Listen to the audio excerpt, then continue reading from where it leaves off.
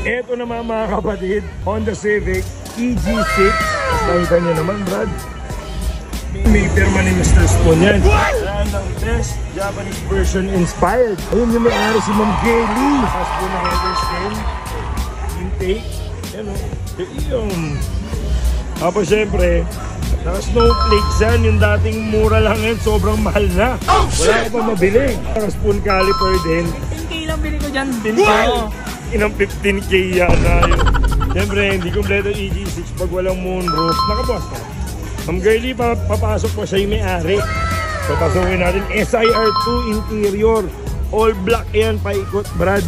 Tapos siyempre, hindi mo pwedeng mawala si Asimo. Nandun, labubo po. Overgrown labubo. White face na gauge, yung may TCS. Center console, coin pocket. Ito, Brad. Moonroof.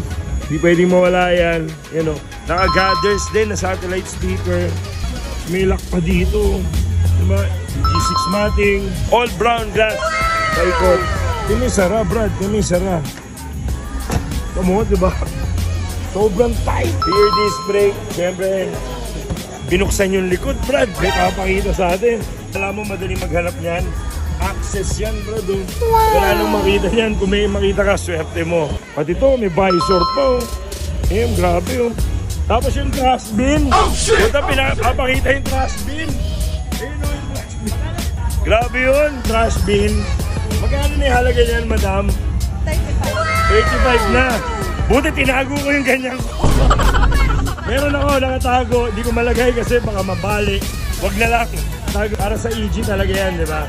Tapos alam ko may bracket yan dito sa likod, di ba, madam? Meron din, no? Again, the winner of the best Japanese version inspired Honda Civic EG6. Lady driven yan, mga kapatid. Let's go!